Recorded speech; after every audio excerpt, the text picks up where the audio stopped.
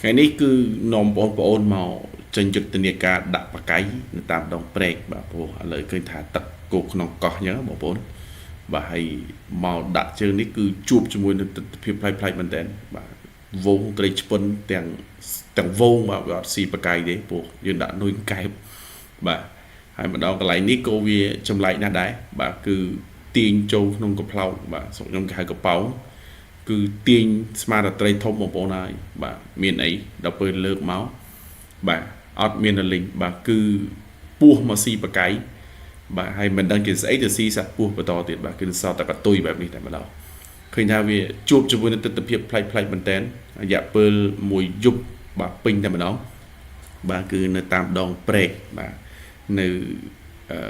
ជើងភ្នំកងរៃបាទសួស្តីទៅកាន់អ្នកទស្សនាវីដេអូនេះទាំងអស់គ្នាបាទគឺថ្ងៃនេះបាទជាមួយនឹងបងប្អូនមករកមើលប្រឡងបាទបងប្អូនឃើញប្រឡងនេះបាទគឺអែមមែនតើជាមួយនឹងការដាក់បកាយក៏ដូចជាទិចនិចផ្សេងបាទជាមួយនឹងការបង្ហាញរបៀបដោតនុយបាទហើយនៅមានវីដេអូក្រោយជាច្រើនបន្តទៀតអញ្ចឹងនៅពេលនេះគឺនាំអារម្មណ៍មកជូនបងប្អូនរបស់យើងគឺមកទស្សនាការដាក់បកាយមួយយប់ពេញតែម្ដងបាទជាមួយបងប្អូននៅជាប់ផ្ទះរបស់ខ្ញុំនឹងតែម្ដងបាទហើយឃើញថាវាជាទស្សនវិជ្ជាមួយដ៏អស្ចារ្យហើយប្លែកមែនតើសម្រាប់បងប្អូនយើងដែលមិនធ្លាប់ឃើញបាទហើយបងប្អូនខ្លះក៏ធ្លាប់ឃើញផងដែរប៉ុន្តែនេះគឺជាសកម្មភាពស្ដែងដែលខ្ញុំដាក់តាំងពីក្បាលល្ងាចរហូតដល់យប់ងងឹតបែបនេះបងប្អូនបាទហើយចម្លែកបាទពេលនោះផងដែរក៏មានព្យុះហើយជាមួយនឹងភ្លៀងរលឹមទាំងយប់ទាំងអត្រិតតែម្ដងបាទនេះគឺបានមួយហើយបាទគឺត្រីកមុំបាទបងប្អូនដាក់បកាយជាប់ត្រីកមុំហើយបាទហើយខ្ញុំដាក់ជាប់អស់ហើយបាទតាំងពីពោះតាំងពីដាច់កតុយពោះដាច់ក្បាលពោះបាទឃើញតែកតុយជាប់ត្រីកមុំបាទមានជាប់ត្រីឆ្លាំងកដាខ្លួនទៀតក៏មានដែរបាទឃើញថាប្លែកមែនតើនៅក្នុងមួយយប់នោះបាទហើយគឺដើរមួយយប់ទប់ភ្លឺតែម្ដង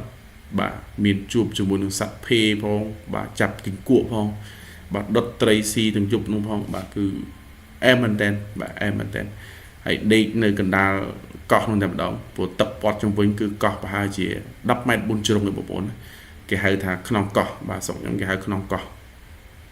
ហើយនេះគឺស្មាននេះគឺយើងចាប់ផ្ដើមដើរអ៊ុតឯងបងប្អូនយើងដោតនុយហើយមួយសាយចំនួន198បកាយបាទ98បកាយអត់គ្រប់100ទេបាទខ្លះ2បកាយហើយនុយតឡនតនយើងទិញពីគេច្រើនមកដែរបាទអញ្ចឹងគឺនៅមានវីដេអូច្រើនទៀតអញ្ចឹងនៅក្នុងរាត្រីនេះនាំជូនបងប្អូនយើងនៅទស្សនាវគ្គនេះសិនបាទវគ្គរន្ធត់សាហាវតែម្ដងព្រួយបាទហើយអញ្ចឹងគឺវីដេអូនេះវារៀងវែងដែរបងប្អូនបាទរៀងវែងដែរបាទជាង10នាទីហើយបងប្អូនមកត្រីខំវត្តបាទមកទើលើកប្លោកបាទអត់ជាប់បាទអត់ជាប់យីរុំបើសិនជាមកយប់នោះខាងយើងអសាដើរដូរនុយតន់ពេលគឺដឹងតែបានត្រីច្រើនប៉ុន្តែដោយសារអីយើងអស់កម្លាំងដែរបងប្អូនយើងមកតាំងពីម៉ោងប្រហែលជា2បាទតម្រាំវែកប្រឡងវែកបលាយចឹងបងប្អូនហ្នឹងក៏ផ្លោកច្រើនយើងបោចក៏ផ្លោកបោអីបាទមួយពោះបាទជាប់សេះពោះបាទជាប់សេះពោះនេះពោះស្លាមកែបបាទធំបាទធំគឺចាប់ពីប៉ុនមេដៃមេជើងឡើងទៅលើហ្មងហើយបើសិនជាប្រមូលមកយប់នោះពោះបាទ4 10 20ពោះស្រួលបាទទាញឲ្យបងប្អូនពោះទាញប្រឆាំងជាមួយពោះបាទលើកមកឲ្យបាទណែវាស៊ីកែបាត់ណែហេធំបងប្អូនធំបាទអញ្ចឹងគឺមកយប់នោះគឺយើងរកបានពោះច្រើនមែនតើប៉ុន្តែគឺវាពិបាកគឺខ្ញុំជាពិសេសខ្ញុំបាទគឺខ្លាចពោះមែនតើមិនថាពោះស្លាប់កែបែបនេះពោះខ្សែគោឬក៏ពោះអីទេបាទឲ្យតែពោះគឺដឹងតែខ្លាចតែម្ដងបាទជាតិនេះគឺដឹងតែខ្លាចពោះ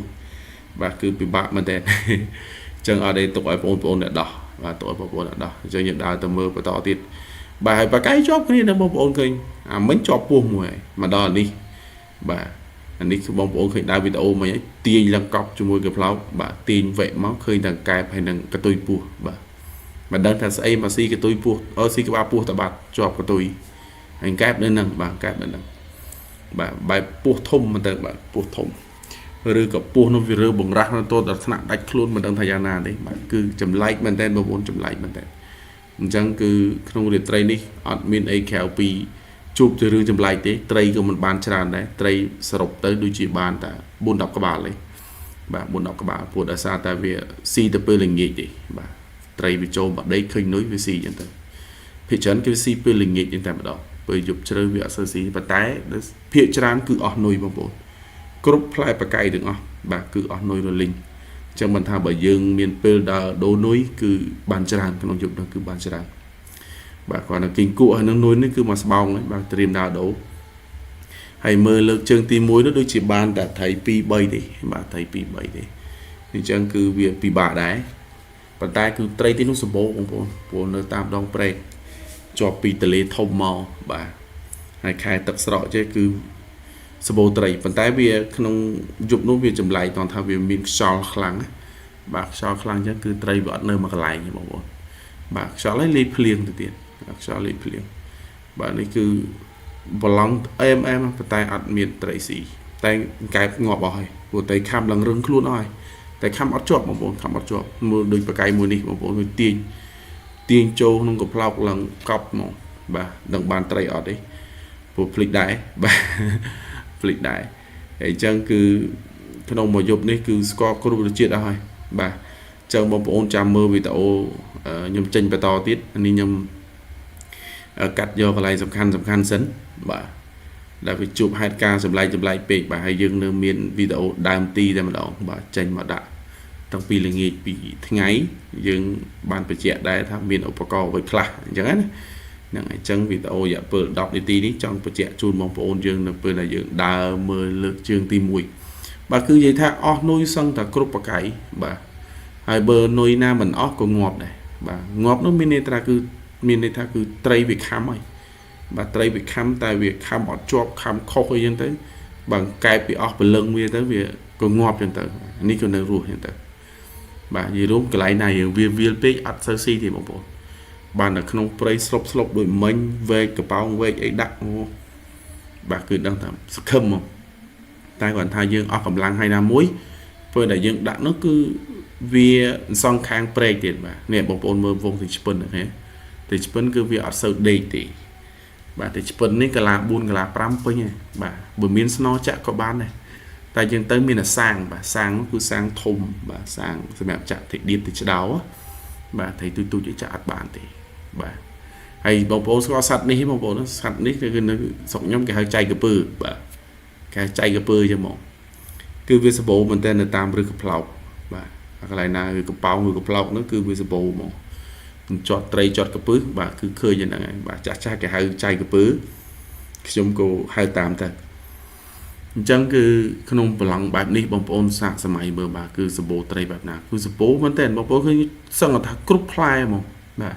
ហើយដោតមិនឆ្ងាយពីគ្នាទេ3ម៉ែត្រ1 5ម៉ែត្រ1 2ម៉ែត្រ1ហ្នឹងបាទអូនេះបានមួយហើយយ៉ាសងំបាទបាទនេះបានមួយអញ្ចឹងយើងមើលជើងទី1នេះគឺដូចជាបាន3ក្បាលប៉ុន្តែមិនដឹងថាបានកាត់ដាក់ចូលក្នុងវីដេអូនឹងអត់បាទអញ្ចឹងបងប្អូនយើងចាំមើលបន្តទៀតព្រោះថាវីដេអូបែបនេះគឺកម្រណាស់បងប្អូនយើងព្រោះខ្ញុំថតមិនថតកាត់ទេគឺថតគ្រប់សកម្មភាពថត